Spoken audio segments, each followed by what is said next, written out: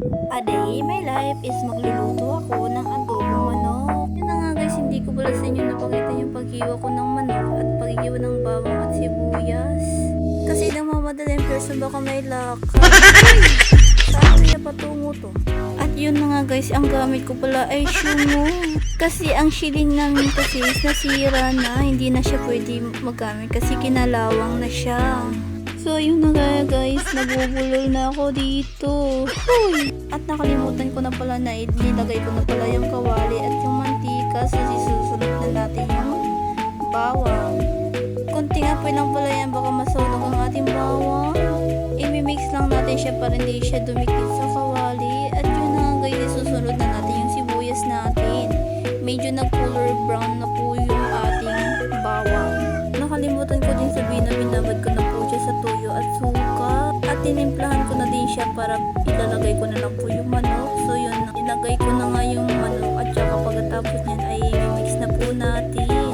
Medyo nabubul na po yung person kasi first time ko po nito magawa ng video. At di ko nga pala inakalain na magluluto ko ng ganito at naka-video. Huy! Ilagay ko na po yung tinimpla kong tuyo at suka. At pagpasensyahan niyo na po ako kasi first time ko po itong mag-vlog ng ganito. At ihalo-halo lang po natin siya para makumpay po yung mga recipe na linagay natin.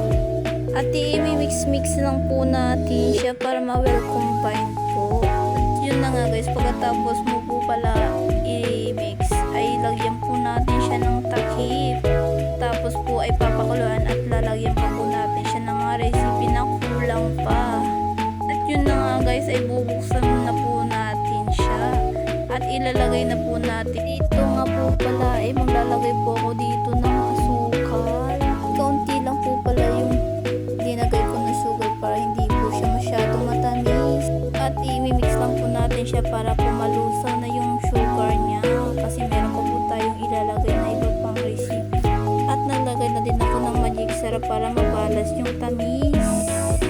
At pagkatapos ko po pala maglagay ng magic syrup, ay naglagay na din ako ng kaunting asin. At pagkatapos po natin maglagay ng asin ay atin po siyang i-mix well.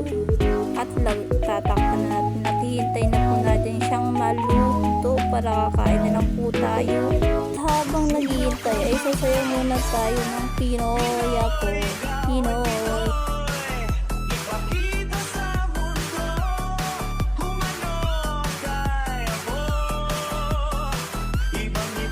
At yun na nga, nakalimutan yung sinaing kaya napatigid na lang siya at nagmamadali. At nalisi ang person sa pagsayo ng Pinoy ako. So ayun na nga guys, ay siguradong luto na to. At pagkatapos nga pala ay atin po siyang ititaste kung masarap na ba. At pagkatapos ay kinuha ko na siya kasi lutong-luto na. At pagkatapos ay ilalagay na po natin siya sa topper. At pinalamig ko po siya at pagkatapos ay lagyan ko na po siya ng takip. Dahil tapos na po tayo magluto. Kung nagustuhan nyo po yung video ko, please subscribe.